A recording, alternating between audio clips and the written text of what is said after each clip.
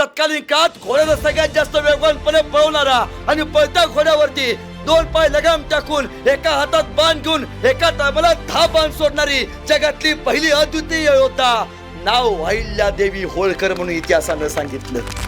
आपल्या पुत्राला सुद्धा शासन करायची जिगर असणारी जगातली पहिली शासनकर्ती आहे पुण्यश्लोक अहिल्यादेवी होळकर। मग ही फक्त बाई नाही, ही आटके पार झेंडे फडकवणाऱ्या मल्हारराव होळकरांची सून आहे।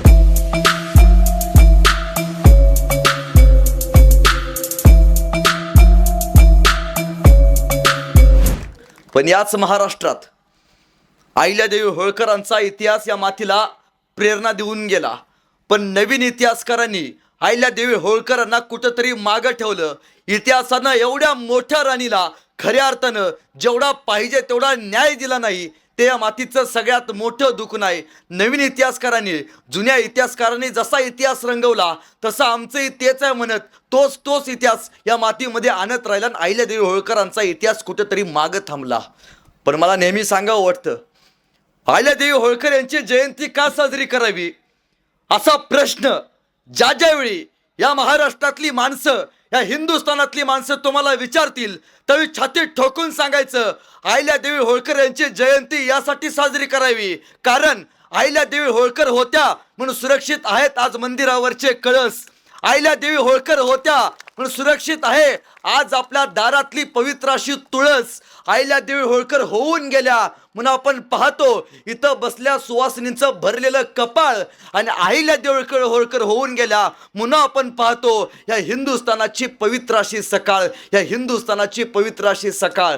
जर अहिल्यादेवी नसत्या तर या महाराष्ट्राचं काय झालं असतं? महाराष्ट्र असू द्या, मध्य प्रदेश असू द्या, गुजरात असू द्या, या देशातल्या 5000 मंदिरांचा जीर्णोद्धार जर कोणी केला असेल, देवळातला देव म्हणून जिवंत ठेवला असेल, तर त्या एकाच माऊलीनं इतिहास त्या माऊलीचं नाव सांगतो, पुण्यश्लोक अहिल्यादेवी होळकर।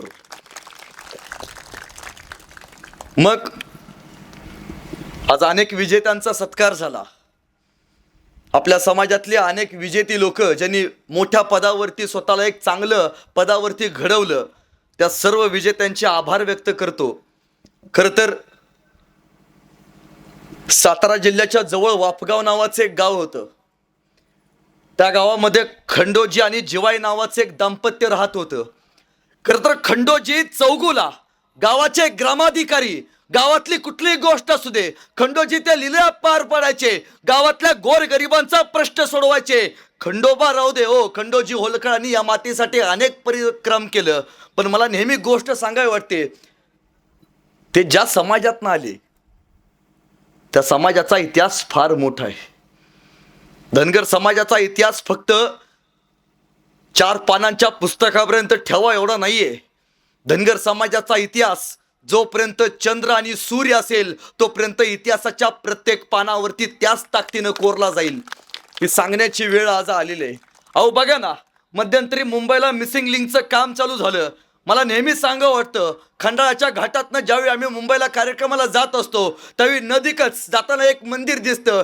ते घाट बघितल्यावरती डोळ्यासमोर शिंगरोबा महाराज उभा राहतात आणि त्यावेळी वाटतं खरंच जर त्यावेळी घाट बांधत असताना इंग्रजांना प्रश्न पडला की घाट कसा बांधायचा, माहिती नव्हतं, रस्ता कुठे शोधायचा, त्यावेळी धनगर समाजाच्या शिंगरोबांनी इंग्रजांना घाट दावला, संपूर्ण घाटाचा रस्ता माहिती झाला।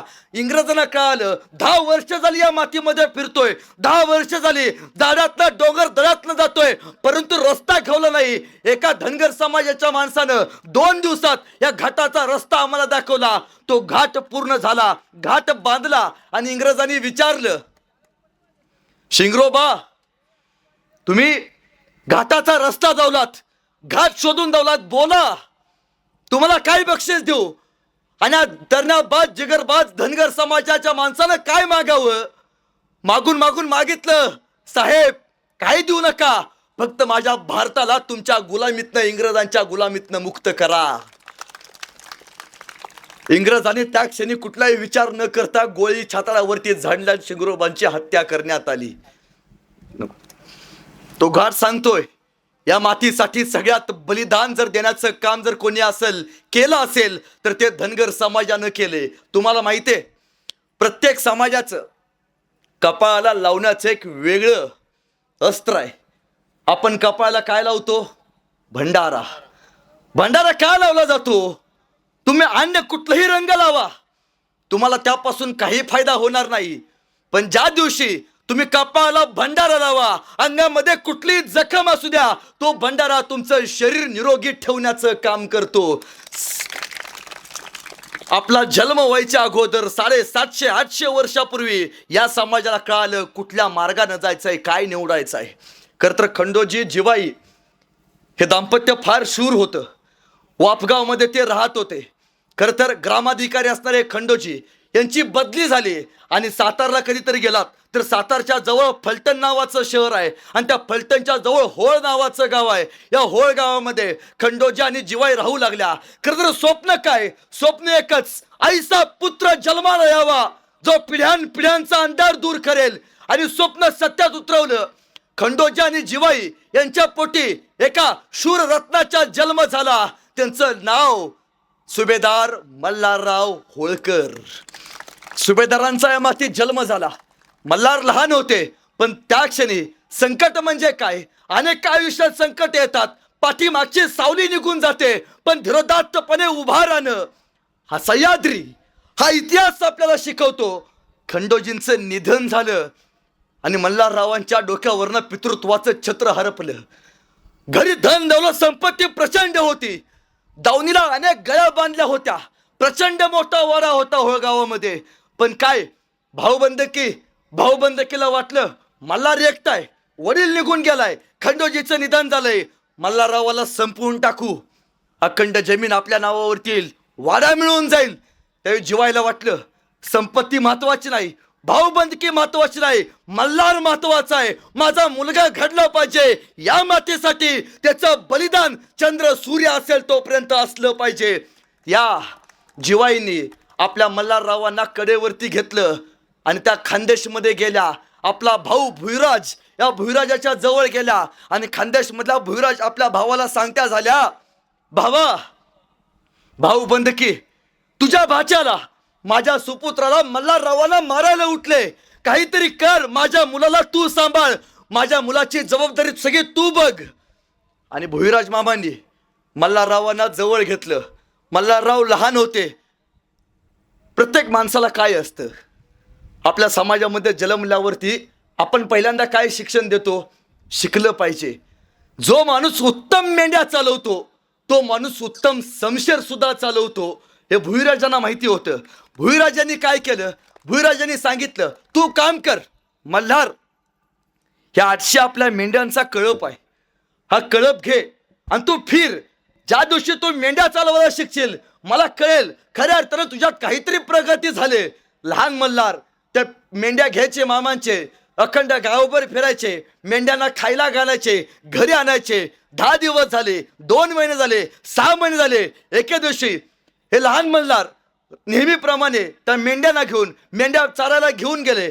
पण त्या क्षणी त्या मेंढ्यांच्या अंगावरती एका कोल्ह्यानं हल्ला केला. कुठलाही क्षणाचा विचार न करता मल्हारराव समोर गेले, समशेर बाहेर काढले आणि एका समशेरीमध्ये कोल्ह्याचे 2 तुकडे केले.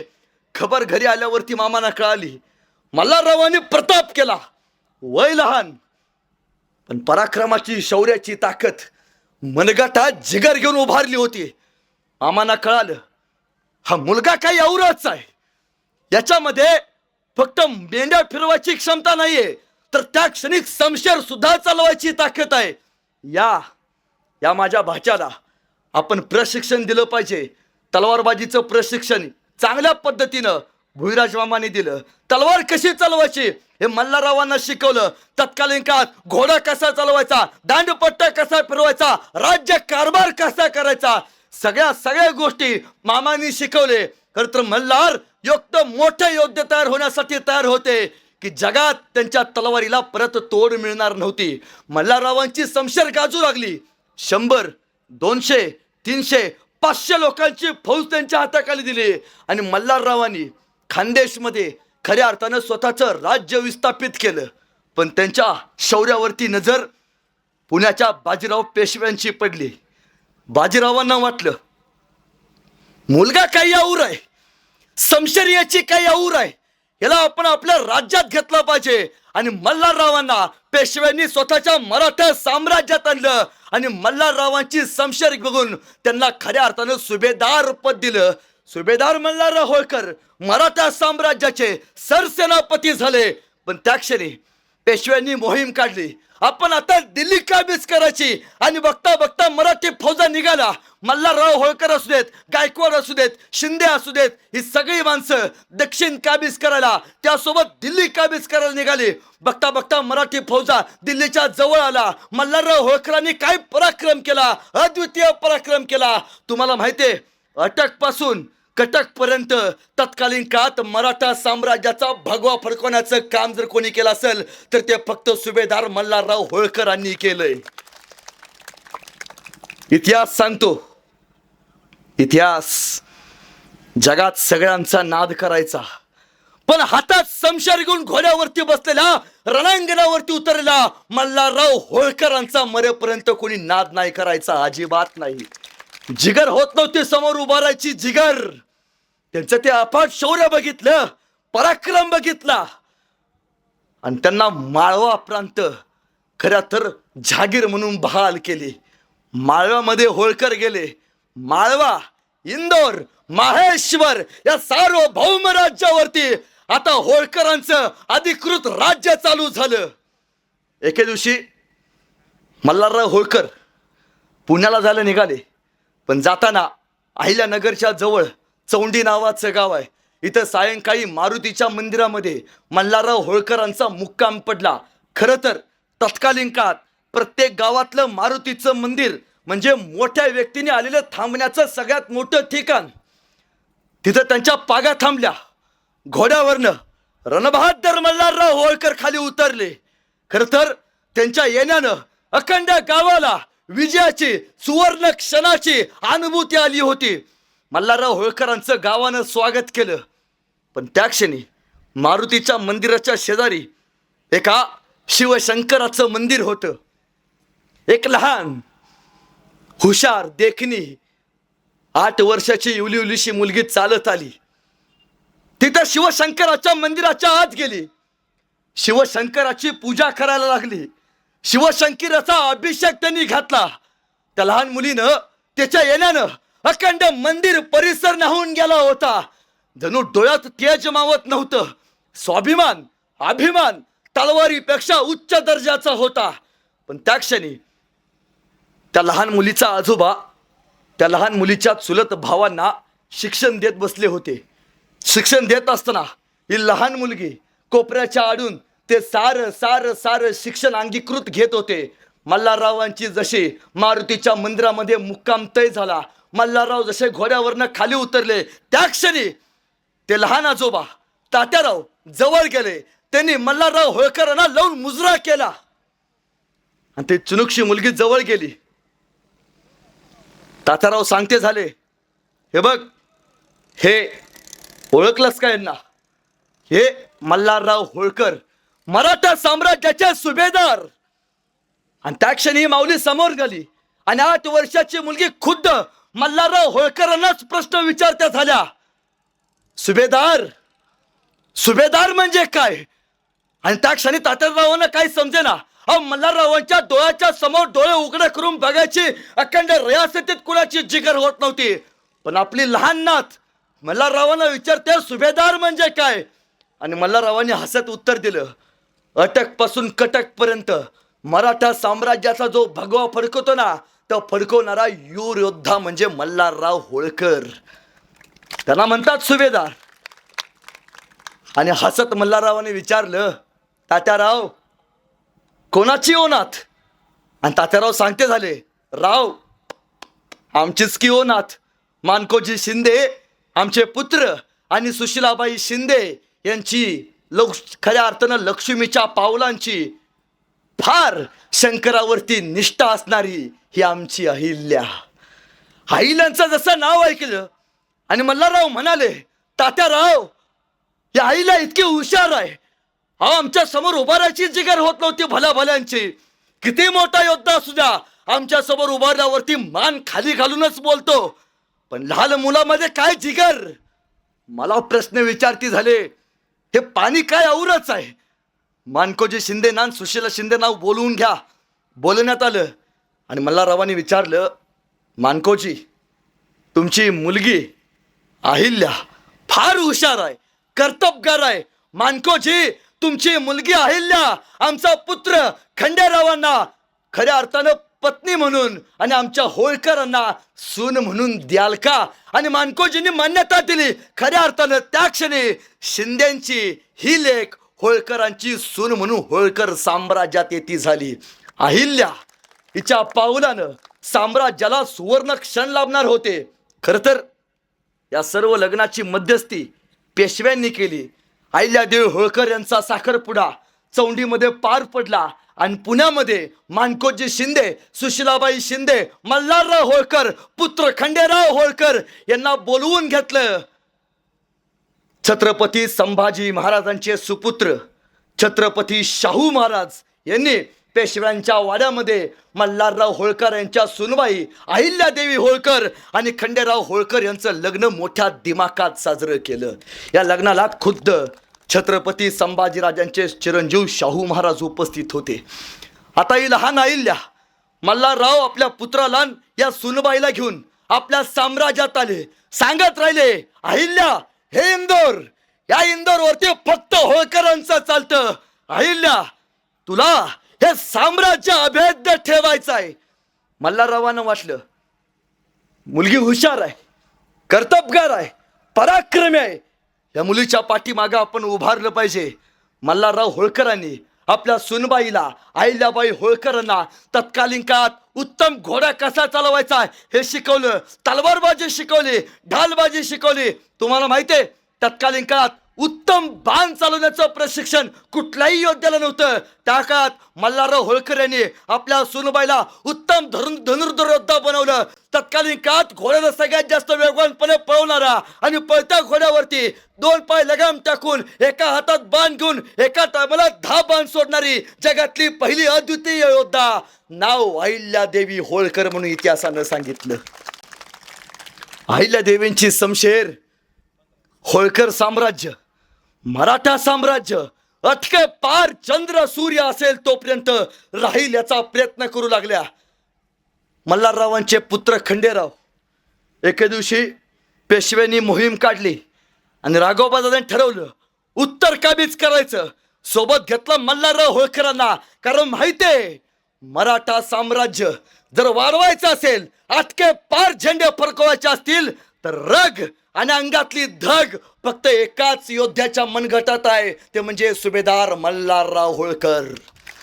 मल्हार मार्तंड मल्हार देवाच्या रूपाचे पण त्याच ताकदीचे मारुत्या राईच्या आशीर्वादाने मिळालेले हे अद्वितीय योद्धा. मल्हारराव आपले पुत्र खंडेरावांना घेऊन उत्तर काबीज करायकडे निघाले होते. सोबत राघोबादादा पेशव्यांचे अधिकृत सुभेदार राज्यकर्ते त्यांच्या सोबत होते. मल्हारराव होळकर होते, खंडेराव होळकर. बघता बघता या सगळ्या मराठी फौजा उत्तरेमध्ये शिरल्या आणि जटांच्या सूरज मल्ला नावाचा एक योद्धा होता, अद्वितीय पराक्रमी योद्धा होता, तोही जटांचा.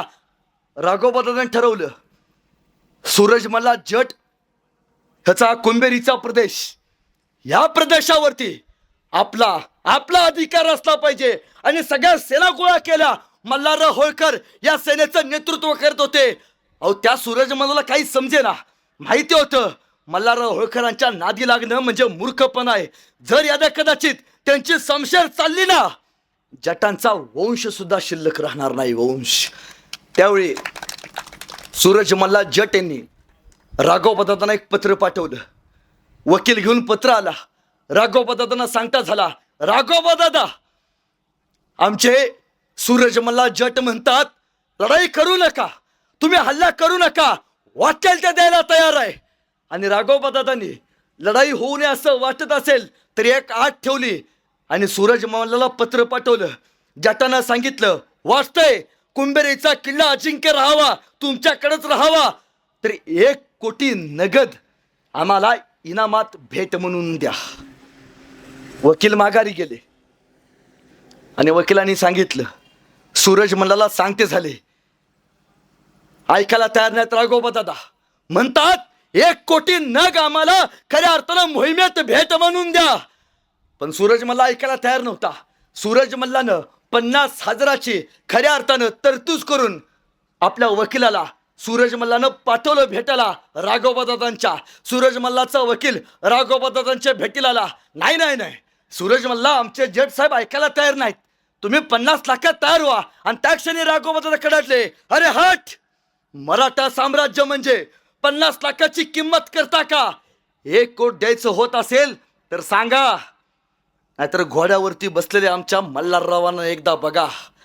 एकदा आदेश सुटला ना, 2 तासाच्या आत कुंभेरीच्या किल्ल्यावरती जटाचं मुंडकं सुद्धा शिल्लक ठेवणार नाहीत. याद राखा.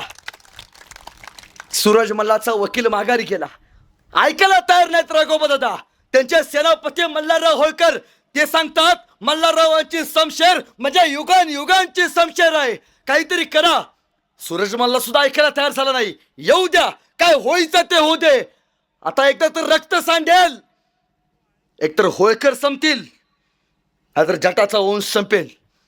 पण मल्हारराव होळकर ऐकतील तरी कसे? सुभेदार होते, मराठा साम्राज्याचे सेनापती होते. अंगात रग धग त्याच ताकदीची होती. सोबत खंडेरावानं घेतलं आणि कुंभेरीच्या किल्ल्याला खऱ्या अर्थाने वेढा मारला. सूरज मल्ला वरती शांत होता. एकाची जिगर झाली नाही. या सेनेच्या आतमध्ये यायची आणि हल्ला करायची. त्या क्षणी राघोबादादांनी मल्हाररावांच्या सांगण्यावरनं तोफा आणल्या. हत्तीवरनं 200 तोफा आणि उंटावरनं 1000 तोफा कुंभेरीच्या किल्ल्याच्या शेजारनं उभा केला. आता एक तोफेचा 1 गोळा किल्ल्यावरती टाकायचा, किल्ला ताब्यात. पण त्या क्षणी खालनं राघोबादादा यांचे तोफखाना प्रमुख यांनी तोफेचा 1 गोळा कुंभेरीच्या किल्ल्यावरती टाकला. पण किल्ला लहान होता. तो गोळा किल्ल्याच्या आरपार जाऊन पलीकडे उभारलेला आपल्याच मराठा साम्राज्याच्या सरदारांच्या अंगावरती जाऊन पडला. आता काय, किल्ला लहान पडतोय. आपल्याच गोळ्यांनी आपलीच माणसं मारायला लागलेत. काहीतरी केलं पाहिजे. तोफेचा निशाणा बदलला, मग तोफा टाकल्या. पण त्या तोफा जायच्या जटांचा प्रदेश म्हणजे वाळूचा प्रदेश. त्या तोफा थेट वाळूमध्ये जाऊन रुतायच्या, निकामी व्हायच्या. 2 महिने झाले, 3 महिने झाले. मल्हारराव होळकर, मराठा साम्राज्य, राघोबादादा आणि खंडेराव होळकर शांतपणे उभा राहिले. आणि एके दिवशी सायंकाळी खंडेराव होळकर यांनी जेवण केलं आणि फेरपटकाव मारावा म्हणून आपल्या त्या खोलीतनं बाहेर आले. चालत चालत गेले आणि त्या क्षणी नकळत त्यांचा पाय निशाणीच्या झेंड्याच्या जवळ जाऊन पडला. या संधीचा फायदा घेऊन सूरज मला जटनं कुंभेरीच्या किल्ल्यावरनं 1 तोफेचा गोळा थेट खंडेरावांच्या जवळ धरला आणि सोडला. तो तोफेचा गोळा सुई सुई करताना खंडेरावांच्या छातडावरती पडला. होळकरांचा हा द्वितीय वंश मातीमध्ये खाली पडला. खंडेरावांनी श्वास सोडला. डोळे पांढरे झाले होते आणि खेरपत गेला. मल्हारराव, सुभेदार, खंडेरावांवरती पाठीमागनं भ्याड हल्ला केलाय. तोफेचा 1 गोळा छातडावरती उमपडलाय. मल्हारराव त्या क्षणी उठून उभा राहिले. पोटचा लोक रक्तात माकलेला बघितला. जवळ आले, बघितले, खंडेराव रक्तात माकले होते. आता काय? होळकरांचा एकमेव वंश आपल्या लहान खंडेरावांना जवळ घेतलं. मल्हाररावांनी बघितलं, डोळ्यात पाणी आलं. मुलगा जावा, याच्यापेक्षा बापाला मोठं दुःख कुठलं नसतं. पण पाठीमागनं एक दुसरा हेरपळत आला. सुभेदार, हो सुभेदार, खंडेरावांच्या पत्नी अहिल्यादेवी होळकर म्हणतात खंडेरावांचं निधन झालं. धर्मशास्त्र असं सांगतं सती गेलं पाहिजे. सुभेदार, अहिल्यादेवी आता सती झाले निघाल्यात. त्या क्षणी ताड करणार. सुभेदार मल्हारराव होळकर उठून उभा राहिले, घोड्यावरती बसले, अहिल्यादेवींच्या जवळ गेले आणि अहिल्यादेवींना सांगते झाले, अहिल्या, त्या म्हाताराकडे बघ, पोरगा मेलाय, रक्तात माकलाय तुझा पती. पण अहिल्या, तू सुद्धा आता सती जाणार. त्या म्हाताऱ्यानं आता कोणाकडे बघून जगायचं? हा लहान मुलगा बघ, या मालेरावकडे बघ, त्या लहान मुलीकडे बघ. अहिल्या, निर्णय मागा घे. पण धर्मशास्त्र सांगत होतं अहिल्यानं सती गेलं पाहिजे. सती जाणं हा धर्मशास्त्राचा सगळ्यात मोठा नियम होता. म्हणजे मी थांबू शकत नाही. धर्मशास्त्र सांगते सती गेलं पाहिजे. ज्या बायकोचा पती मरतो त्याला जगण्याला काही अर्थ नाहीये. आणि त्या क्षणी सुभेदार मल्हारराव होळकर जवळ गेले आणि अहिल्याला सांगते झाले. खरं तर मल्हारराव होळकर म्हणजे जसा कृष्ण अर्जुनाला युद्धाच्या वेळी भगवद्गीता वाचून दाखवत होते, त्या क्षणी या उभारल्या कुरुक्षेत्र संकटामध्ये मल्हारराव होळकर सांगते झाले अहिल्या. शहाजीराजे भोसलेंचं सुद्धा निधन झालं होतं, पण त्या क्षणी मासाहेब जिजाऊ सती गेला नाहीत. जिजाऊ ठामपणे उभा राहिला आणि या मासाहेब जिजाऊंनी छत्रपती शिवाजी राजा नावाचा राजा या मातीला दिला. जिजाऊ झाल्या नसत्या अहिल्या शोभा तयार झाला नसता.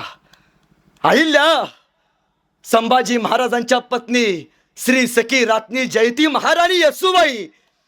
आमचे राजे थोरले शाहू महाराज सांगतात जर आमच्या आई साहेब श्री सखी रात्नी जयती महाराणी येसूबाई त्या क्षणी संभाजी महाराजांचा मृत्यू झाल्यावरती सती गेल्या असत्याना मराठा साम्राज्याचा झेंडा सुद्धा फडकला नसता.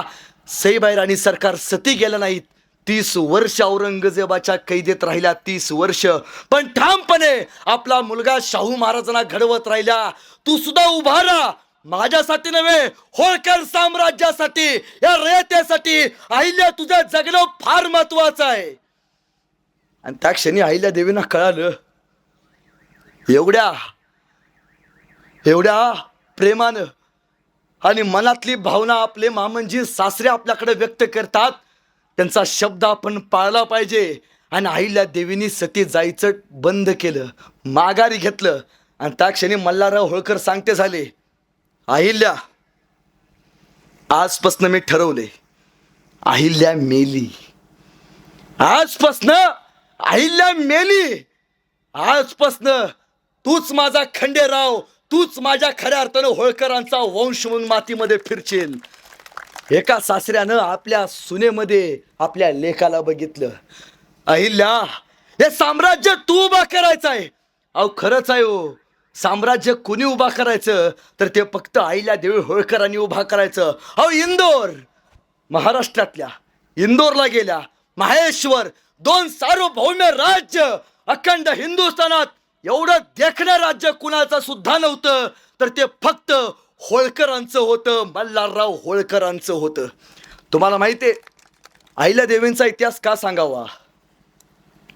आपण सहज म्हणतो, काय म्हणतो, जर एखाद्या पुरुषानं पराक्रम नाही केला तर आपण काय म्हणतो, ए तू बाई आहेस का? काय म्हणतो, ए तू बाई आहेस का?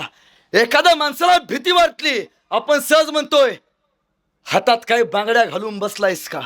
तू हातात काय बांगड्या घालून बसलायस काय? मला त्या सर्व पुरुष समाजाला सांगायचं आहे मित्रांनो, याच हातात घातलेल्या बांगड्यांनी छत्रपती शिवाजी राजा नावाचा राजा या मातीला दिला. त्यांचं नाव मासाहेब जिजाऊ.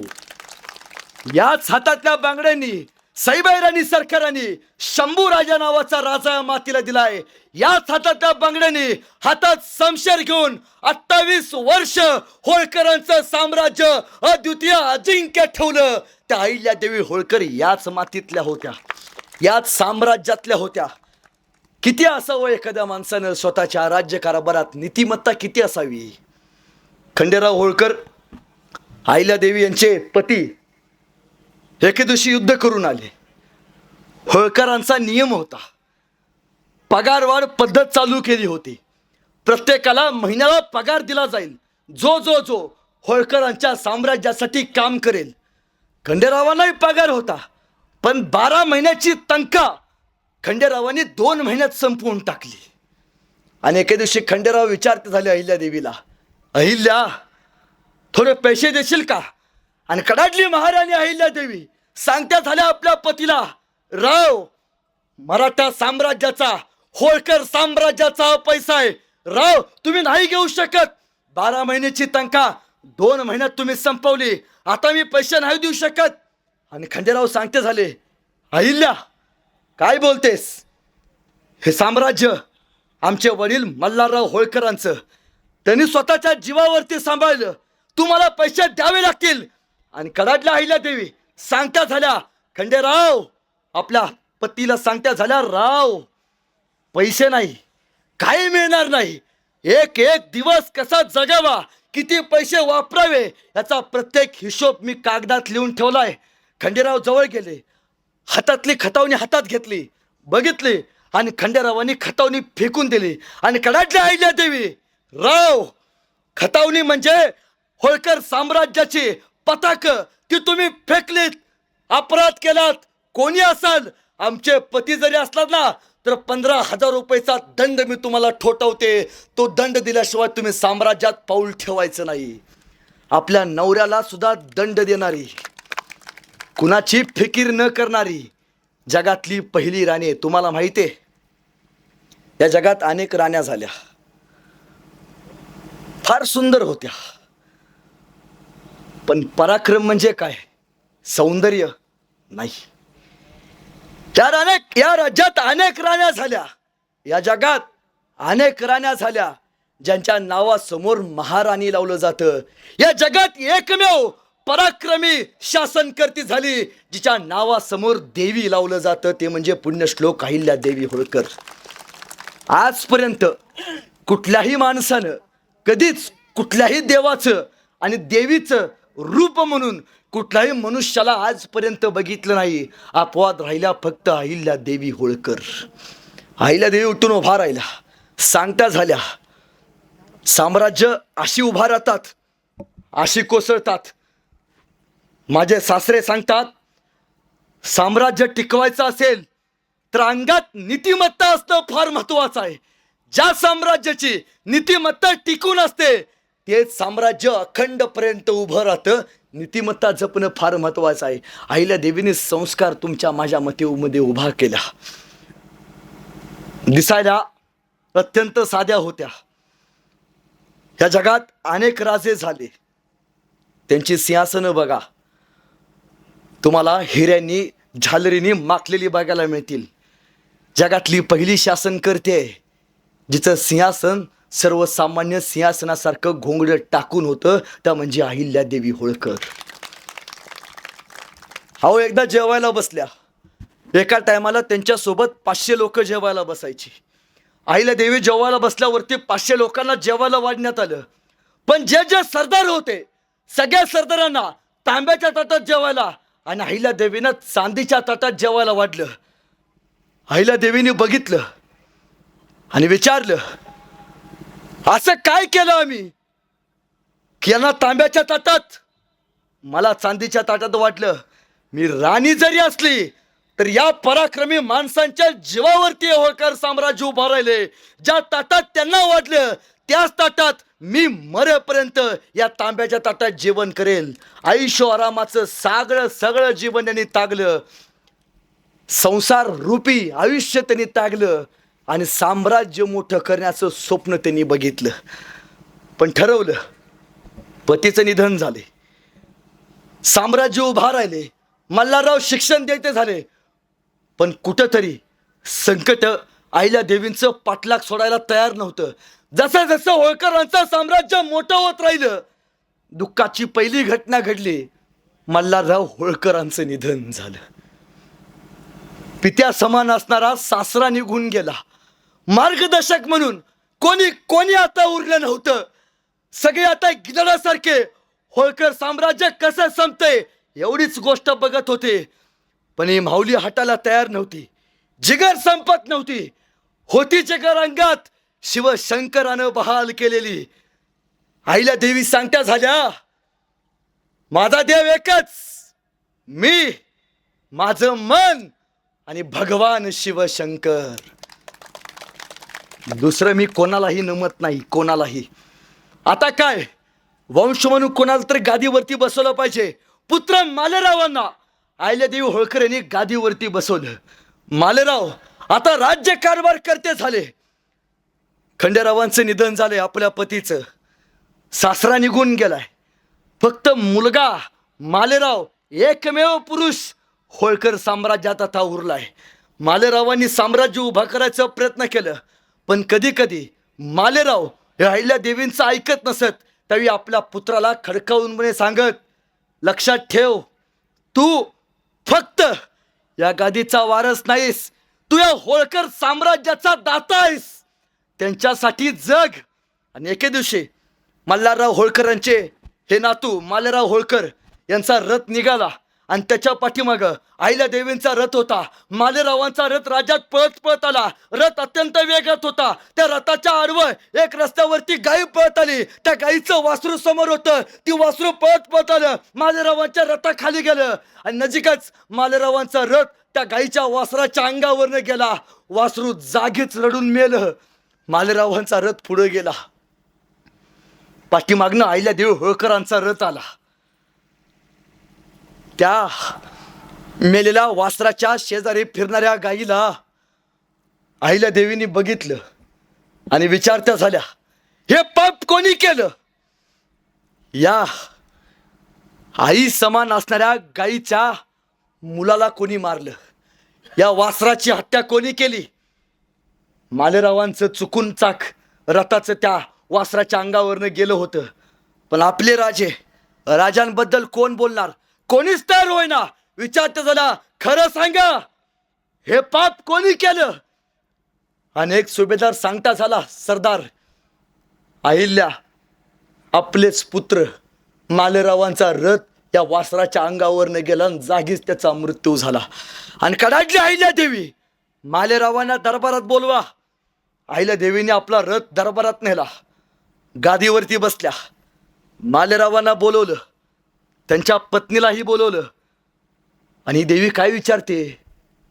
आपल्या सुनेला, आपल्या मुलाच्या बायकोला विचारते, सांग, जर तुझ्या पोराच्या अंगावरनं कोणी रथ घातला असता आणि त्याच्या जागी मृत्यू झाला असता, तू काय केली असतीस? आणि त्या क्षणी मालेरावांची पत्नी कडाडली, आई साहेब, माझ्या पोराच्या अंगावरनं जर कोणी रथ घातला असता, माझ्या पोराचा मृत्यू झाला असता ना. ज्या पद्धतीनं माझ्या पोराचा मृत्यू झाला, त्याच पद्धतीनं त्या रथ घालणाऱ्या माणसाचा मी शिक्षा देऊन मृत्यू केला असता. आणि अहिल्यादेवींनी सांगितलं, मग ऐक, आमचे पुत्र होळकरांचे राजे मालेराव यांचा रथ त्या गाईच्या वासराच्या अंगावरनं गेलाय. रथ गेलाय, पण सगळ्यात मोठी चूक मालेरावांची, पाठीमागं जाऊन रथ नाही थांबला. त्या आईच्या वेदना मालेरावांना नाही कळल्यात. मालेरावांना तात्काळ काळात दरबारात बांधण्यात यावं. सरदारांनी मालेरावांना बांधलं, हाताला पायाला दोरीनं बांधून ठेवलं. सगळे सांगत होते, जाऊ द्या देवी, जाऊ द्या, सोडून द्या, मालेराव राज्याचे एकमेव शेवटचे वंशज, सोडून द्या. पण अहिल्यादेवी ऐकायला तयार नव्हत्या. नाही, एका आईचा मुलगा मेलाय. ती गाई जरी असली तरी ती आई आहे आणि तिला तिचा न्याय मिळणारच. ज्या ठिकाणी त्या गाईचं वासरू मेलंय ना, त्या ठिकाणी मालेरावांना उभा केला. मालेरावांना उभा करण्यात आलं. रथ सजवण्यात आला. आणि अहिल्यादेवी सांगता झाल्या, रथात बसा आणि हा रथ मालेरावांच्या अंगावरनं घाला. असा घाला, मालेरावांचा जागीच मृत्यू झाला पाहिजे. आपल्या पुत्राला शासनकर्त्या होत्या अहिल्यादेवी, आपल्या पुत्राला. पण कोणी तयार होईना. अरे राजाच्या अंगावरती कसा रथ घालायचा? ज्या माणसानं आपल्याला जगायला शिकवलं, आपलं पोट भरलं, कसा घालायचा? कोणी तयार होईना. पण त्या क्षणी अहिल्यादेवी पुढे झाल्या, समोर झाल्या आणि रथावरती जाऊन बसल्या. रथाची सगळी तोरं हातात घेतली आणि अहिल्यादेवी स्वतः रथ हाकत्या झाल्या. अहिल्यादेवीने रथ पळवला, पळत आला. आता काय, मालेरावांना उभा केले. अहिल्यादेवींचा रथ मालेरावांच्या अंगावरती जाणार. होळकर साम्राज्याचा शेवटचा व्यक्ती मरणार. अहिल्यादेवींचा रथ जवळ आला, मालेरावांच्या अंगावरती जाणार. त्या क्षणी वासरू मेलेली गाय पळत आली आणि मालेरावांच्या रथाच्या मध्ये जाऊन उभा राहिली. अहिल्यादेवीने रथ थांबवला. सरदारांना सांगितलं, त्या गाईला मागे घ्या. सरदारांनी गाईला ओढायचा प्रयत्न केला, पण गाई मालेरावांच्या समोर ना हटायला तयार नव्हती. पाठीमागे घ्या, हटायला तयार नव्हती. त्या क्षणी एक माणूस पळत गेला आणि सांगता झाला, आईला देवी ती सुद्धा गाई जरी असली ना तर मनानं ती आई आहे. तिला वाटतंय माझा पुत्र मेलाय, पण माझ्यामुळं एखाद्या आईचा परत पुत्र मरता कामा नये. गाईची इच्छा आहे, रथ महाग घ्या आईल्या देवी, गाईची इच्छा आहे. या गाईला मालेरावांनी लहानपणापासून सांभाळले, तिचा जीव आहे त्याच्यावरती. जसं एक वासरू त्या गाईचा मुलगा आहे ना, तसे आपले मालेराव सुद्धा त्या गाईचं खऱ्या अर्थानं रक्ताचं जरी नसलं तरी प्रेमाचा मुलगा आहे. रथ माग घ्या. आईल्या देवीने रथ माग घेतला. आपल्या पुत्राला सुद्धा शासन करायची जिगर असणारी जगातली पहिली शासनकर्ती आहे पुण्यश्लोक अहिल्यादेवी होळकर.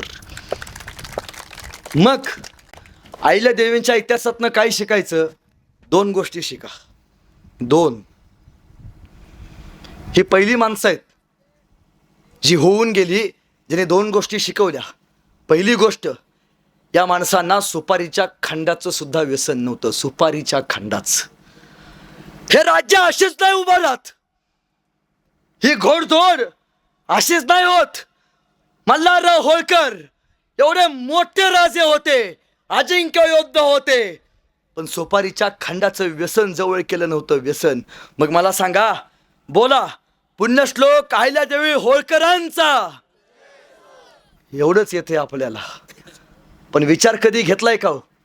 सुपारीच्या खंडाचं व्यसन नसणारी माऊली आहे. सुपारीच्या खंडाचं. पुत्र निर्व्यसनी बनवला, पण आपण जय म्हणतो. इथं बसलेली 100% मधली 60% लोक व्यसन करतात. मी आत्ता लिहून देतो. व्यसन करणं म्हणजे मर्दानगी नव्हे. आयुष्यात व्यसन करणं म्हणजे मर्दानगी नव्हे. आयुष्यभर निर्व्यसनी राहणं, यालाच खऱ्या अर्थानं पुण्यश्लोक अहिल्यादेवी होळकरांचा मर्द म्हणतात. व्यसन कोणीही करतं. अरे व्यसन आणि फॅशन करून तुम्हाला मिळतं तरी काय? व्यसन आणि फॅशन करून तुम्हाला मिळतं तरी काय? चुकीच्या गोष्टीमध्ये स्वतःचा घालू नका पाय. जर तुम्हाला योग्य वागता आलं तर तुम्हीच्या देशाचे ज्ञानोबा राय, तुकोबा राय आणि छत्रपती शिवराय. छत्रपती शिवराय.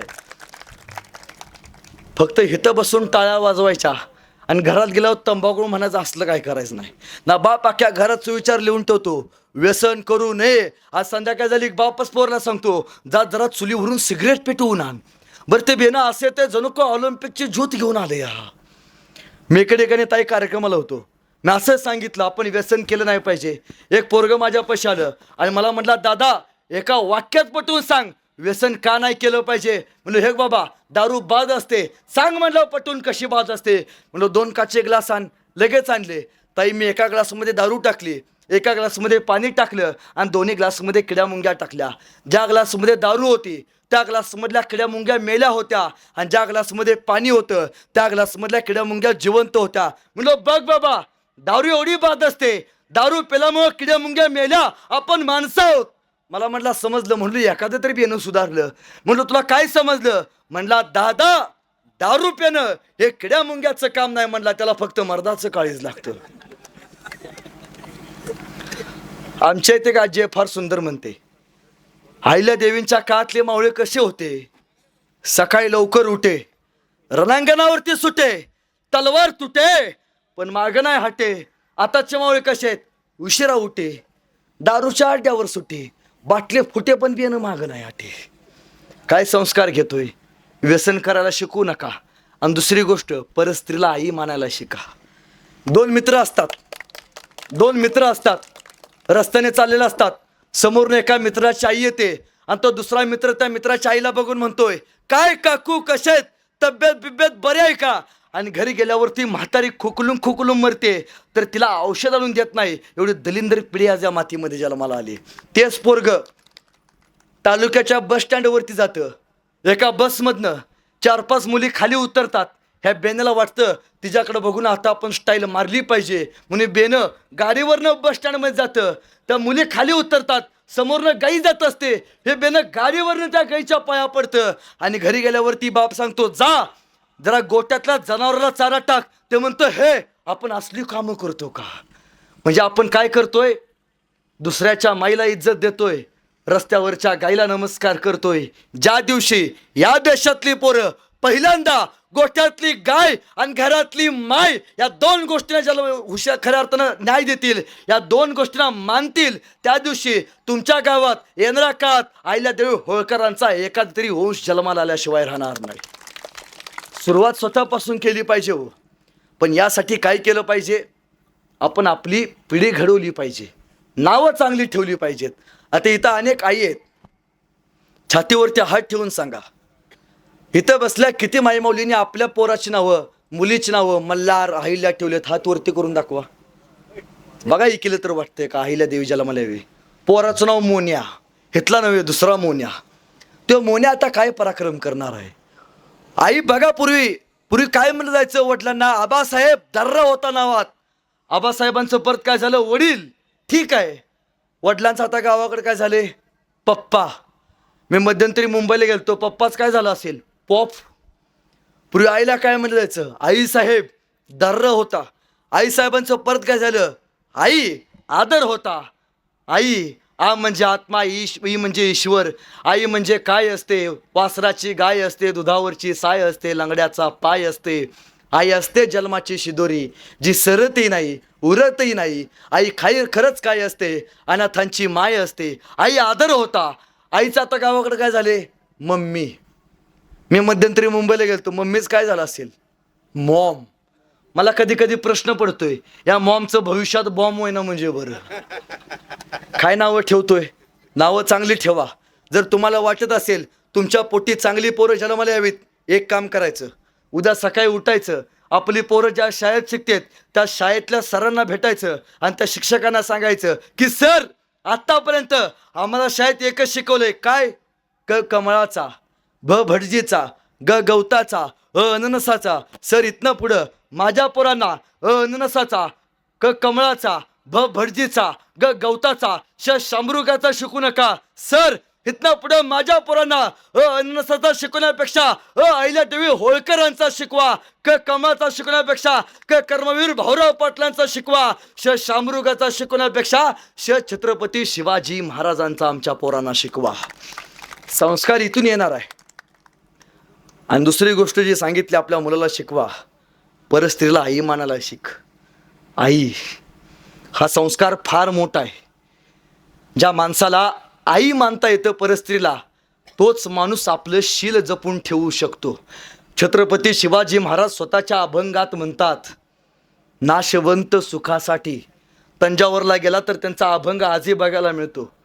नाशवंत सुखासाठी अंतरला जग जेटी, नाही नाही अति गोडी, लक्ष 84च्या जोडी.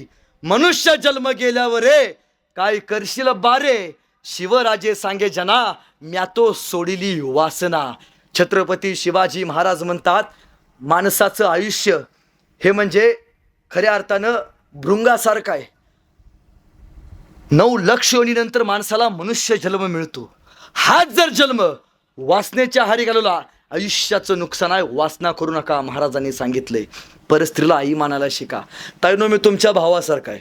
या भावाचं एक वाक्य आहे का, जर तुम्हाला कोणी योग्य मार्ग विचारला तर त्याला तुम्ही योग्य वाट दाखवा. जर तुम्हाला कोणी योग्य मार्ग विचारला तर त्याला तुम्ही योग्य वाट दाखवा. पण यदा कदाचित जर तुमचा मार्ग कुणी अडवला तर त्याला धनगर समाजाची जात दाखवा, त्याला धनवार समाजाची जात दाखवा. अरे, तलवारीपेक्षा तीक्ष्ण या नजरेची धार आहे. तलवारीपेक्षा तीक्ष्ण या नजरेची धार आहे. महाराष्ट्राची वाघीण तू, भवानीचा वार आहे. या पिवळ्या झेंड्याची रक्षणी तू, या पिवळ्या झेंड्याची रक्षणी तू, या होळकर साम्राज्याची मेक आहेस, भिवू नकोस. तू पुण्यश्लोक अहिल्यादेवी होळकरांची लेख आहेस, भिवू नकोस. पुण्यश्लोक अहिल्यादेवी होळकरांची तू लेख आहेस. या 2 गोष्टी पराकोटीनं आपल्या पोरांना सांगायला शिका. अहो, काय केलं पाहिजे? इतिहासातनं संस्कार घ्यायचा असतो, प्रबोधन घ्यायचा असतो. तुम्हाला माहिती आहे, आमच्या इथं कोल्हापूर जिल्ह्यात कागल नावाचं एक गाव आहे. या कागलमध्ये धनगर समाजाचं एक कुटुंब राहत होतं आणि त्यांच्या पोटी एक मुलगा जन्माला आला.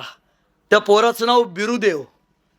बिरुदेवाच्या नावावरनं आपल्याला मुलगा झाला, त्याच्या आशीर्वादानं झाला, म्हणून आपल्या मुलाचं नाव त्या दाम्पत्यानं बिरुदेव ठेवलं. बिरुदेव हुशार होता, आई वडील मेंढपाळ होते, आई वडिलांची इच्छा एकच, माझ्या मुलाने शिकलं पाहिजे, अफार शिकलं पाहिजे. बिरोदेव हुशार होता, घरची परिस्थिती जरा बरी होती. भाऊ आर्मीत होता, जवान होता. बिरोदेव शिक्षणासाठी पुण्याला आला, शिकू लागला. पण अभ्यास करण्यासाठी पुस्तकं लागतात, पुस्तकं कमी पडली.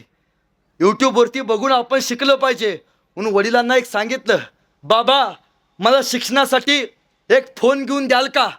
या बिरोदेवच्या वडिलानं आपली जमीन थोडी विकली, एक फोन घेतला आणि बिरोदेवला दिला. बिरोदेव या मोबाईलवरती यूट्यूबवरती बघून अभ्यास करू लागला. प्रचंड मोठं ज्ञान संपदा त्यानं मिळवली.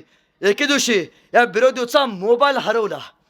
MPSC UPSCचा अभ्यास करणाऱ्या या पोराचं हातातलं अस्त्र मोबाईल निघून गेला, चोरी झाला. भरलेल्या डोळ्यांनी हा बिरोदेव पळत पळत जवळच्या पोलीस स्टेशनच्या जवळ आला. पुण्यामधल्या कात्रज जवळच्या पोलीस स्टेशन मधल्या अधिकाऱ्यांना सांगता झाला, साहेब माझा मोबाईल चोरीला गेलाय, माझ्या वडिलांनी फार कष्टातनं घेऊन दिला होता. साहेब 4 वर्ष झाली मी अभ्यास करतोय, मोबाईल हरवलाय, तेवढा शोधा ना मोबाईल. आणि अधिकारी खवळले, अरे चल तुझा मोबाईल शोधायला एवढाच वेळ आहे काय, जा. डोळ्यातल्या पाण्याने बिरोदेव आपल्या खोलीमध्ये आला. मोबाईल हरवला होता वडिलांचा, शोधून दिला नाही. इतका मोठा होणार, काहीतरी करून दाखवणार. बिरोदेवनं मित्राची पुस्तक आणली, अभ्यास केला, इतका अभ्यास केला. 2025चा निकाल लागला. भारतातला पहिला IPS अधिकारी धनगर समाजामध्ये बिरोदेव डोने या महाराष्ट्राच्या मातीत जन्माला आला. फक्त अपमान झाला, अपमान. अपमानाचा बदला यशस्वी होऊन घेतला जातो, यशस्वी. आमची पोरं काय या चौकात तुला धावतो नाही, संयम असला पाहिजे, संयम. ज्या पोलीस स्टेशनमधनं बिरोदेवला हाकलून दिलं ना, त्याच पोलीस स्टेशनमध्ये 2025 साली मुख्यमंत्र्यांच्या हस्ते त्या बिरोदेव डोनेचा मोठा सत्कार करण्यात आला. ज्या अधिकाऱ्यांनी, ज्या हवालदारांनी बिरोदेव डोनेंना हाकलून दिलं ना, ती माणसं त्या कार्यक्रमाला बिरोदेव डोने यांना IPS अधिकाऱ्याला सलाम करायला उभारली होती. प्रत्येकाच्या आयुष्यात मित्रांनो 2 गुलाल असतात, 2. पहिला गुलाल फिक्स आहे, प्रत्येकाला लागणार आहे. कोणी आहे का बिना गुलालात जाणार आहे? नाही, प्रत्येकाला गुलाल लागणार आहे. हा गुलाल शेवटचा आहे, जो मृत्यू समी लावला जातो, परमेश्वरानं दिलेला आहे. दुसरा गुलाल हा कमवायचा आहे, हा पराक्रमाचा आहे, हा शौर्याचा आहे, हा विजयाचा आहे. आयुष्यात इतके मोठे व्हा, आपल्या गावाच्या चौकात आपला बॅनर लागू दे, आपल्या नावाच्या समोर आपल्या बापाचं नाव असू दे, आणि आपल्या नावाच्या समोर आपली पदवी असू दे, फौजदार, PSI, IPS हे नाव असू दे. आपला बाप एकटा चौकात उभारू दे, त्या बॅनरकडे बघू दे, आणि आपल्या बापानं फक्त एवढंच म्हणावं, बास माझ्या पोरानं आयुष्यात सगळं करून दाखवलं. या गोष्टीसाठी जगा, दुसऱ्या गुलालासाठी आयुष्यभर जगा. हो, प्रत्येकाच्या वाट्याला संकट येतात. प्रत्येकाच्या संकट हा मनुष्य माणसाचा जन्मताच आलेली ईश्वरानं दिलेली देणगी आहे. संकट ही देणगी आहे का? ज्या माणसांच्या वाट्याला संकट येतात तीच माणसं इतिहासात आपलं नाव कोरतात. संकट आली पाहिजेत. हो, आईला देवींच्या वाटी किती संकट आली, किती. पती गेलाय, बापा समान असणारा सासरा वारलाय, आणि आपला पुत्र मालेराव गादीवरती बसवलाय. पण 1 वर्षाच्या आत पुत्र मालेरावांचं सुद्धा निधन झाले. मुलगा गेला, सासऱ्यांचं निधन, नवऱ्याचं निधन. काय करावं त्या स्त्रीनं, कोणाकडे बघावं? हे होळकर साम्राज्य एवढं मोठं, मल्हाररावांचं कोणाच्या जीवावरती ठेवावं नाही डगमगल्या. उभा राहिल्या ठामपणे, दृढात्तपणे, आणि सांगत्या झाल्या, मल्हारराव होळकर जरी गेले असले ना, तर मल्हारराव होळकरांची सून आजही होळकर साम्राज्य टिकवायला सक्षम आहे, लक्षात ठेवा. विरोधकांना सांगत्या झाल्या. एके दिवशी पुण्याच्या पेशवेवाड्यामध्ये खलबतं चालू झाली. होळकरांची सून एकटी पडली. होळकर साम्राज्य संपू. आणि त्या क्षणी महाजी शिंदे सांगते झाले. महाजी शिंदेचं एक पत्र आहे पेशव्यांना. महाजी शिंदे सांगतात, लक्षात ठेवा, त्या फक्त राणी नाहीत, त्या अहिल्या देवी आहेत. तुम्ही 5,000ची फौज घेऊन जायचा विचार केला ना, त्या 25,000ची फौज घेऊन तुमच्या समोर उभा राहतील. प्रचंड मोठ्या योद्ध्या आहेत. आमचं सांगणं आहे, युद्ध टाळा. आणि आम्हाला वाटतं येणाऱ्या काळात पुढच्या जन्मात आमची आई म्हणून आमचा जन्म अहिल्यादेवी होळकरांच्या पोटी जन्माला झाला पाहिजे, महादजी शिंदे सांगतात. पण ऐकणार कोण? एके दिवशी अहिल्यादेवी होळकर यांचा दिवाण गंगोबा तात्या, गंगोबा यशवंत चंद्रचोर यानं ठरवलं, पेशव्यांना पत्र पाठवलं आणि राघोबादांना सांगितलं, राघोबादादा, बाई एकटी आहे, संध्या आहे, होळकरांचं राज्य आपल्या ताब्यात आणू. ही बाई काय कारभार करणार आहे? आणि राघोबादादांना पटलं. 50,000ची फौज राघोबादादांनी सोबत घेतली आणि होळकरांचं साम्राज्य संपवायला इंदोरकडे निघाले. आणि ही बातमी मल्हारराव होळकरांचे पुत्र, ते होते तुकोजी होळकर, मानसपुत्र होते. ते तुकोजी होळकर सांगते झाले अहिल्यादेवींना, राघोबादादा येत आहेत, 50,000ची फौज घेऊन आपलं राज्य संपवायला येतात, काहीतरी केलं पाहिजे. काय करावं स्त्रीनं? एकट्या शासनकर्त्या होत्या, रडत बसल्या नाहीत. आता काय करू? नवरा मेलाय, पोरगा मेलाय, नाही उभा राहिला आणि पत्र पाठवलं राघोबादादांना. काय पत्रात म्हणतात? अहिल्यादेवी म्हणतात, फक्त शांत नव्हत्या, तितक्याच कडक स्वभावाच्या होत्या. पहिलीच ओळ टाकली, राघोबादादा याद राखा, तुम्हाला वाटेल बाई आहे, पण लक्षात ठेवा ही फक्त बाई नाही, ही अटके पार झेंडे फडकवणाऱ्या मल्हारराव होळकरांची सून आहे. जर सैन्य घेऊन आमच्यावरती आक्रमण करायचा प्रयत्न केलात तर मी 1,000ची महिलांची फौज तुमच्या स्वागताला समशेर घेऊन उभा केले. हल्ला करायचा प्रयत्न केला ना, राघोबादादा हत्तीच्या पायाला बांधून अख्ख्या इंदोरमध्ये तुमची दौड काढेन. तुम्हाला वाटेल बाईला हरवेन, हट, आमच्याच वाटेवरती येऊन राघोबादादा आमची वाटमारी करणाऱ्याची, आम्ही त्याच्या वाटेवर जाऊन त्याची वाट लावल्याशिवाय आम्ही आमच्या वाटेवर परतत नाही. हा धनगरांचा इतिहास आहे, याद राखा.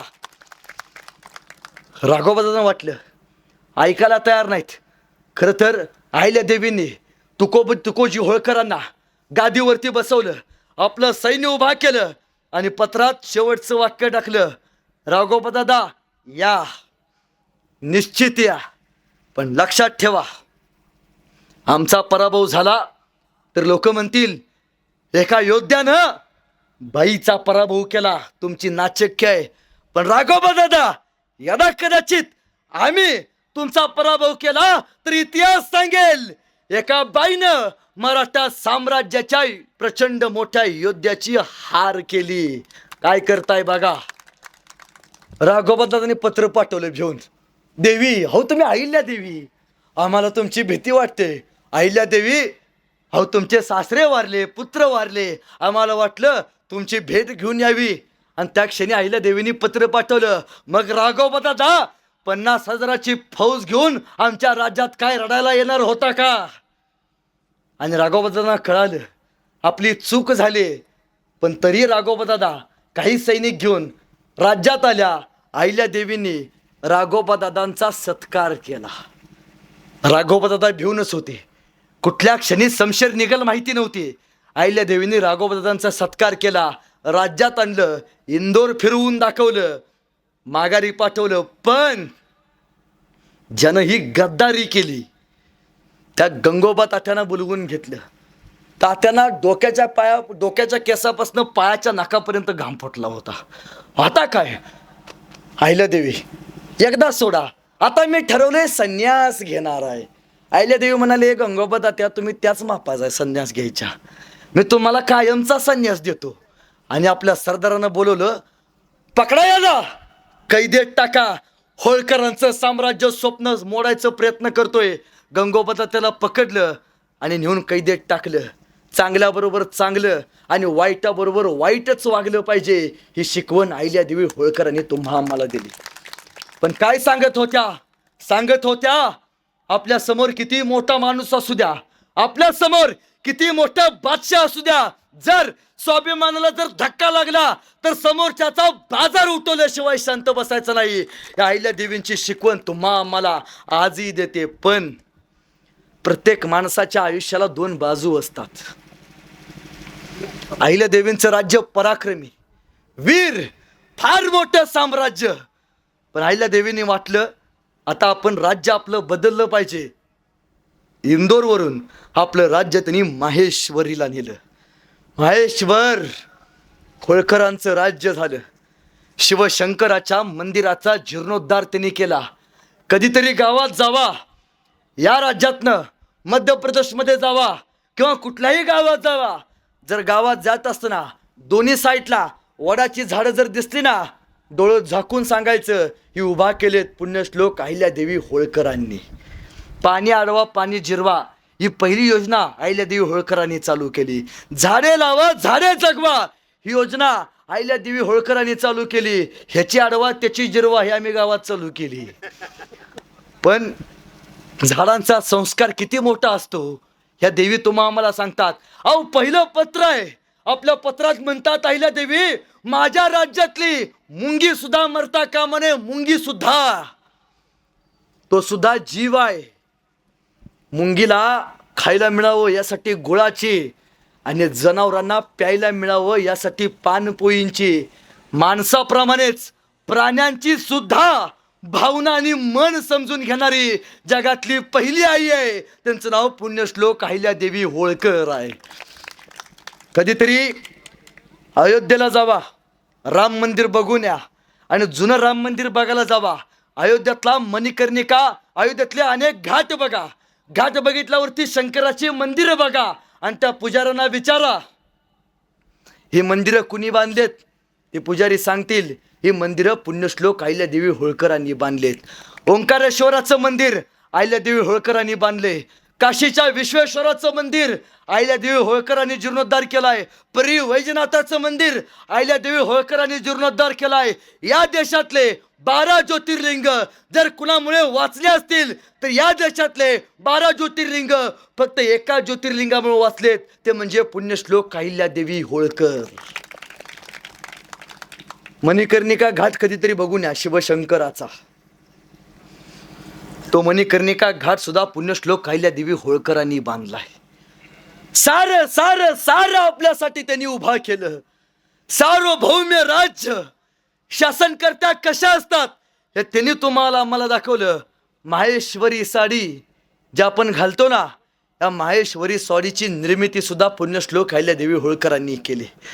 फक्त पोटाचा प्रश्न नाही तर पोटाची भूक कामानं भागवता येते. अहिल्यादेवींना माहिती होतं. आपल्या राज्यातले सगळे उद्योग बोलवून घेतले. इंदोर, माहेश्वर इथं उद्योग उभा केले. आज इंदोरला आणि माहेश्वरला जे कपडे स्वस्तात मिळतात ना, ती प्रेरणा पुण्यही कुणाचं जरी असेल तर ते पुण्यश्लोक अहिल्यादेवी होळकरांचे आहे. जर त्या नसता तर आज आपलं काय झालं असतं हा विचार करण्याचा प्रसंग आहे. सारं सारं तुमच्या माझ्यासाठी, आपल्या पोरांसाठी कपाळावरचा भगवा भंडारा, पिवळा भंडारा, भगवा झेंडा अभेद राहावा यासाठी अजिंक्यपणे शेवटच्या श्वासापर्यंत जगणारी माऊली म्हणून अहिल्यादेवींकडे बघितलं जातं. बराच वेळ झालं बोललोय, शेवटचे काही मिनिटं घेतो, मलाही लांब जायचं आहे. या इतिहासातनं काय घ्या गर न घ्या, एक गोष्ट शिका. कुठलीही गोष्ट आपल्याकडं नवनिर्मितीचा ध्यास असला पाहिजे. नवनिर्मितीचा आपण आपल्या मुलांना चांगलं शिकवलं पाहिजे. आपण आपल्या मुलांना या शूरवीर महापुरुषांचा इतिहास वाचून दाखवला पाहिजे. अहो बघा ना, मध्यंतरी पुष्पा नावाचा पिक्चर आला. चांगलं चालणारं गडी सगळं आमचं लंगडं चालायला लागलं. झुकेगा नाही साला. एखाद्या पोराला विचारलं तुझा आदर्श कोण आहे तर ते लगेच म्हणते तो पुष्पा. झुकेगा नाही साला म्हणणारा माझा आदर्श आहे. मला त्या पोरांना सांगणं आहे, पोरांनो चित्रपटामध्ये उभारून झुकेगा नाही साला म्हणणं फार सोपं आहे. त्या पुष्पाचा आदर्श जरूर घ्या, पण एक वाक्य ऐका, चित्रपटामध्ये उभारून झुकेगा नाही साला म्हणणं फार सोपं आहे, पण आयुष्यात इतके संकट आलेले असताना सुद्धा, घरचे कर्तबगार माणसं गेलेले असताना सुद्धा झुकेगा नहीं साला म्हणत संकटाच्या छतडावरती उभारून विरोधकांच्या विरोधात आवाज उठवणारी पुण्यश्लोक अहिल्यादेवी होळकर होणं फार अवघड आहे. आपल्या लेकरांना पहिल्यांदा ते शिकवा. त्यासाठी आपण शिक्षण घेतलं पाहिजे. डॉक्टर बाबासाहेब आंबेडकर एके ठिकाणी सांगतात, शिक्षण हे वाघिणीचं दूध आहे आणि जे पोरगं वाघिणीचं दूध पितं ते गुरगुरल्याशिवाय राहत नाही. आपण शिकलं पाहिजे. आपण कारण काय देतो? आता इथं एक माऊली अधिकारी झाले, त्यांचा सत्कार केला, त्यांच्या पतींचं निधन झालं. सेम किस्सा अहिल्यादेवींचा. नवरा मेला पण सासरा पाठीशी उभा राहिला. पाठीशी उभा राहणं कोणीतरी असतं, पण अंगात शिकण्याची जिद्द असली पाहिजे, लढण्याची जिद्द असली पाहिजे. संकट प्रत्येकाला येतात, कोणाला येत नाहीत असं नाहीत, पण संकटावरती मात करता आली पाहिजे, शिकलं पाहिजे. अहो बघा ना, डॉक्टर बाबासाहेब आंबेडकरांच्या घरात काय होतं? दिवा होता? नव्हता. रस्त्यावरच्या दिव्याच्या खाली डॉक्टर बाबासाहेब आंबेडकरांनी पुस्तकं वाचून अभ्यास केला. अमेरिकेच्या कोलंबियाच्या विद्यापीठाच्या बाहेर बॅनर आहे, शतकातले सर्वोत्तम विद्यार्थी डॉक्टर बाबासाहेब आंबेडकर. म्हणत नाही बसले, दिवा नाही, पुस्तक नाही, कसा अभ्यास करू? नाही, कारण देत बसू नका. आज एखादं यशदारी आले ना, त्या यशाला कवटाळायला शिका, पण हुरळून जाऊ नका. अजिबात मागे फिरू नका. एखादं ध्येय गाठायचं ना, उभा राहा, चालत जावा. एखादं संकट अडवलं ना, त्या संकटाला पाठीमार होऊ नका, ठामपणे उभा राहा. आपलं लढणं फक्त जगण्यासाठी आहे. अजिंक्य होणं आईबापासाठी आहे, विजय होणं आईबापासाठी आहे. जगलं पाहिजे, पण शिकलंही पाहिजे. आज बघा, सगळे टायरवाले केरळचे, किराणा व्यवसायात पटेल, हार्डवेअरची दुकानं बोर्डिंगची, बांधकाम व्यवसायात यूपीचे लोक, गवडी सगळे बिहारचे, सुतारकामात राजस्थानी, हॉटेल सगळी दक्षिणेतनकडे. आमची पोरं कॉलेजच्या कट्ट्यावरती बसायचं, पिचकाऱ्या मारायच्या. याच्या पलीकडे काय करतायत की नाहीत? जर पोरांनो नाही शाळा शिकलात तर एक दिवस असा येणार, तुमच्या गावातल्या 4-5 मुली एकत्र येणार आणि म्हणणार उद्या नवरा बघायला जायचा आहे. तुम्ही आत थांबायचं, तुमचा भाऊ कुठं दारात रांगोळी बिंगोळी काढत असणार. मग येणार, अधिकारी असणार, चांगल्या पोस्टवरती असणार, घरी येणार, खुर्चीवरती बसणार, तुम्ही आतनं कांदेन पोहे घेऊन बाहेर यायचं आणि हा पहिला प्रश्न विचारणार, काय रे नाव काय तुझं? तुम्ही सांगायचं ओंकार. घेतला ना दुसरा ओंकार. मग दुसरा प्रश्न विचारणार, फार महत्वाचा आहे. याने विचारणार, काय रे स्वयंपाक बिपाक जमतो का नाही? लेकाओ होय म्हणलं तर तुमची गाडी पुढे जाणार. असं होऊ नये जर असं वाटत असेल तर आजच शिका. तुमच्या इकडे बैल बाजार भरतो का? कुठं भरतो? कुठं? वरणगावला. हा, कधी असतो? शनिवार. आज वार सोमवार. जर आपल्या गावातली पोरं नाही शाळा शिकलीत तर या शनिवारी वरणगावच्या शेजारी, वरणगावामध्ये बैल बाजाराच्या शेजारी आपल्या गावातल्या अशिकलेल्या पोरांचा बाजार भरावा लागेल. MA BEd टोनगा ऐकणे आहे 50,000 रुपये, BA BEd 30,000 रुपये, 12वी नापास तसाच न्या, 10वी नापास खोट्या सकट न्या. म्हणजे पहिला बैल देवाला सोडत होतो माहितीये का? काही दिवसांना असं येणार आहे, आपली पोरं देवाला सोडायला लागणार आहेत. आमचे थोरले चिरंजीव भैरोबाला सोडण्यात येत आहेत का? शिक्षण घेतलं नाही. आणि ताईनो, तुमची बाजू घेतो याचा अर्थ असा नाही तुम्ही कशाही जगाल. आयुष्यात शाळा नाही शिकलात तरी मला चालेल. स्त्रीचा सगळ्यात मोठा दागिना जर कुठला असेल तर ती आहे इज्जत. आयुष्यात शाळा नाही शिकलात तरी मला चालेल, आयुष्यात मोठा नाही झालात तरी मला चालेल, पण आयुष्यात अशी कुठली चूक करू नका की तुमच्या एका चुकीमुळे परमेश्वरासारख्या आईच्या डोळ्यामध्ये पाणी येईल आणि भगवंतासारख्या बापाला समाजामध्ये मान खाली घालून चालावं लागेल. एवढं काही करू नका. एवढ्या मोठ्या व्हा, आपल्या आईवडिलांना गाडीत बसवा, आपल्या कंपनीत घेऊन जावा. तो कंपनीचा वॉचमॅन आपल्या आईला आणि बापाला बघून असं सॅल्यूट मारेल. आपल्या आईच्या आणि बापाच्या चेहऱ्यावरती आलेला आनंद, त्या आनंदासाठी जगलं पाहिजे, आयुष्यभर राहिलं पाहिजे. हा विचार तुम्ही मनाशी बाळगाल एवढी आशावाद व्यक्त करतो. बराच वेळ झालं बोललोय. आपल्या सगळ्यांची रजा घेतो आणि थांबतो. धन्यवाद.